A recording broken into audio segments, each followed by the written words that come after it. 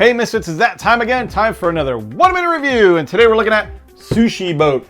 Now, Sushi Boat is a game by Japan Games. As you can tell maybe by the anime theming, they specialize in kind of anime themed, Japanese steeped games.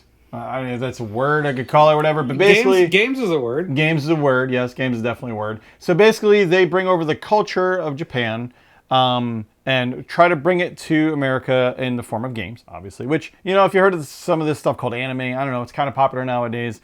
You might be interested.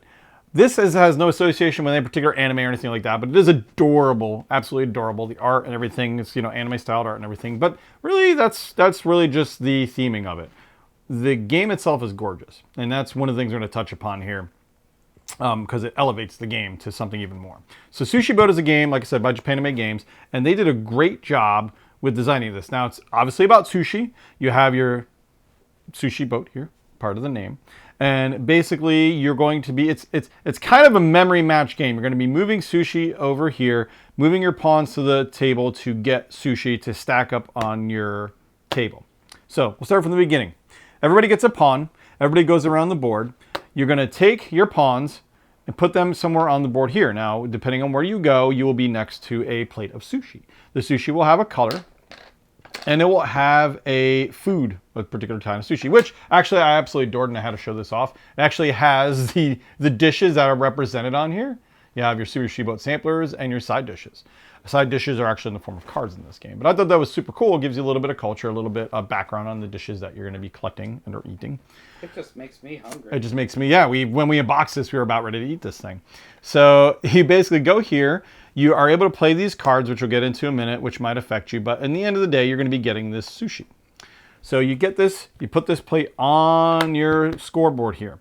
The thing about this game is, deceptively enough, it's a set collection game. Everybody at the end of the day gets points based on how many sushi plates of the same color they have stacked, which is important here. So if I put a yellow plate and a red plate, that's not going to get me anything. At the end of the day, one or two colors in a row net you nothing.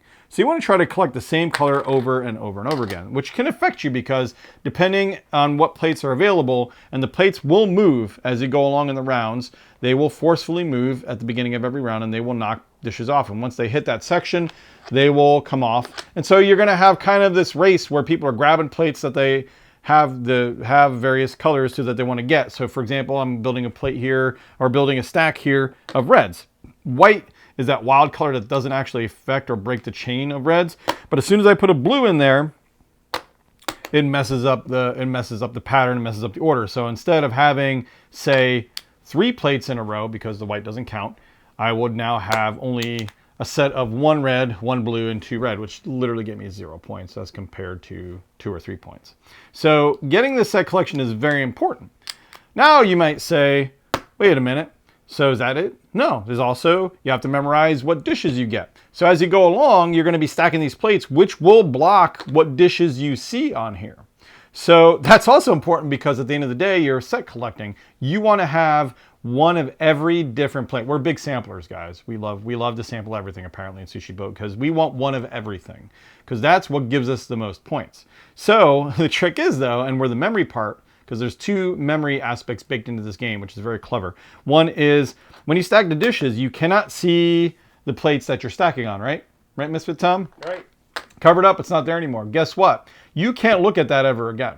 You cannot pick up your stack. You cannot go back in time. Once you've eaten it, it's gone, essentially. You can't pick this up and go, okay, I had that plate. So you have to remember what dishes you've eaten because you literally says in the rules, you can't pick this up and look what you've eaten. So it bakes in a memory mechanic because you want to collect one of every dish. If you forget the second or third dish you ate, good luck. You know, you're going to have to guess at that point.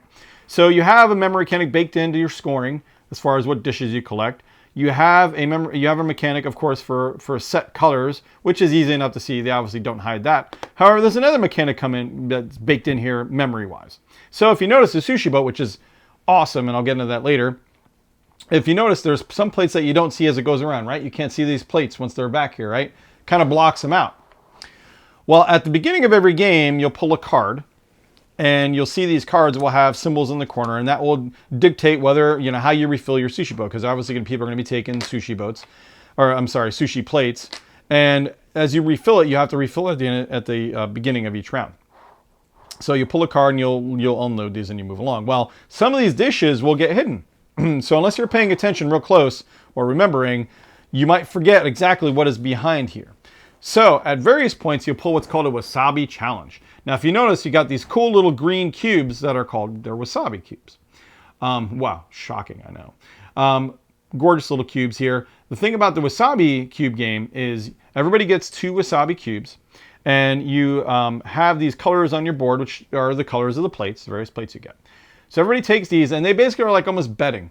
They have to put these cubes somewhere on your board, either individually, together, it doesn't matter, on what plates they believe, the 2 plates, because it's exactly 2 that are hidden that you can't see, because it's not counting these plates that you can see out of the corner here. It's literally the plates you cannot see in any way, shape, or form. You're betting on what plates are under here. So, like, for example, do you remember the plates that are over here, that were under here at all? I wasn't paying attention. He wasn't paying attention. He's filming, right? Maybe he's playing the game. He's not paying attention. So you're going to have to gamble. You're going to have to guess. So what happens is, okay, I'm going to bet on blue and yellow. What happens is now you start filling this up until the 2 plates, and we'll take them out of this bag. By the way, the refill mechanic, and this is random, you literally pull them out of this bag here. So there's not a, guaranteed anything. You refill them, and guess what? We're going to see what plates they are. So what did I put on? Blue and yellow. So I got a blue and a white. So what happens is I would trash these, refill these, and then keep the ones that I guessed correctly. So I'd keep that wasabi cube, but the other one I guessed incorrectly, so it would go away. But I'd keep that cube. It goes into my wasabi pile. These cubes are literally just worth 1 point at the end of the game. So you're essentially betting on points. Everybody gets 2 points. They bet them to try and hold on to them. Very important, right? So you have to kind of keep track of what goes by, because these will always change. And basically play the game and keep track of what's under here, but also what's here. So you have 2 things that kind of keep you distracted. You're trying to pay attention to that. You're trying to pay attention to what you're getting, while also trying to stack similar colors by going to the various parts on the board. If somebody's on the board, by the way, you can't go there. There are some mechanics though that will let you cheat. And those are in the form of helpers and your cards, which are side dishes. So you have these helpers. These are these sous chefs or whatever that they have. Each one has a different ability. And when you go there, you not only eat the sushi there, but you can activate the chef ability by paying 1 coin. You start out with 2 coins. And some rounds, if you can't really do anything, you can get a free coin. But basically, that's what you're using to spend on them. And some of them are easy and benign, like this guy will give you a wasabi cube, an instant point. Some will swap dishes around on the board or have you pull dishes out of the bag and choose and keep one, stuff like that. You also have here that you can swap around. Someone will let you swap around the extra sous chefs on the board. So it has kind of these little abilities baked in. And you also have the option of taking the cards from the top of the discard pile and putting them in your hand. Lets you, and then what happens is you can play these cards. You can always pay 1, by the way, to take this card at the end of your round, or during your round, I should say. You can play this card at any time during your turn, and this will also have you do things like this one will take 2 yen, or play during a wasabi challenge to automatically win 1 of your cubes. That means you don't have to worry about betting 1 of them in case you maybe remember only 1 of the plate. And that's important because those are worth points. Money is not at the end of the game. So you generally want to try to do that. But you will get a handful of these. Also, these also have a scoring mechanic. The person who plays the most and second most will get points, depending on how many people are in the game. And that right there is the whole game. It's not overly complicated. This is our scoring track. Money's not worth anything. It's all about stacking your plates and the dishes that you have and the wasabi cubes you have at the end of the game. This makes for a very interesting game because you have like a little bit of a memory match going. You have a little bit of an, blocking people a little bit in regards to that. But basically you're trying to maximize the dishes you get and the set collection that you get along with guessing. This game, honestly, surprised me a lot. It was a different one out of Japan Anime Studios. They obviously put a great production value into this. And I think this elevates the game even more so. Like, without the boat, not to say that it would be a bad game, but it would definitely knock it down a point in my regard, only because it doesn't have the table presence. It's still a fun game, and maybe you could have had some other cheaper way to block those, but the fact that you have this, like, you look at this and you want to play this, right? Oh, absolutely. Yeah, you look and you're like, cool, this looks awesome. I want to play this game. I think it was very smart of them to invest and actually make a game that's just impressive, has an impressive table presence, even if it's just a set collection memory game. This game, it elevates that. And because of that, it makes the game vastly more fun because you get that feel of moving these plates around here. And I remember talking to him, and it took him a while to even design this properly so stuff didn't get stuck. But you get that feel of moving things around. You have that whole blocking mechanic. It just brings it to the table. Overall, a 4 out of 5, solid 4 out of 5 game by Japan-made games. This is something that they need to keep doing. It's absolutely awesome. And you'll see, I'll have another review probably for Epic 7 was another big game that they brought to the table where they're branching out they do a lot of card games, which are great. I like a lot of their card games, but they're branching into bigger, kind of chunkier or more high production value stuff. And it's a win-win for them. I think they need to go that route. They're kind of showing everybody what they can do in that regard. Not that they haven't been around and they're not awesome, but they're putting stuff that is more impressive, is a good way to put it. They're having mini games now, they're having games like this, and this game is a ton of fun, and the production value absolutely helps this game. It's not like Rome, where you didn't need all that production value. Oh, I disagree. We're not going to get into that. But anyway, Don't start that. No, I'm not starting that, no. But this game absolutely benefits from this production value. 4 to 5 by Japan-made games. Pick this up, guys. This is a solid game if you like memory match set collection stuff. Even just a not overly complicated but also fun game which has enough mechanics to kind of keep everybody laughing and going and playing. This is a solid win. I can totally justify paying this. I think it was $60 or $70 into it, and we'll have some info below, of course. But just a knockout win. This is a solid game. You'll bring it to the table.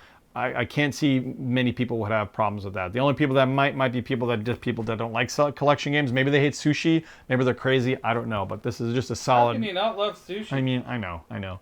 But this is a solid game all around, guys. Honestly, pick it up. It's a ton of fun. It's adorable. People will love it at the table. Just get it. Yeah, solid 4 to 5 for me, guys. Until then, eat tons of sushi, and of course, as always, game on.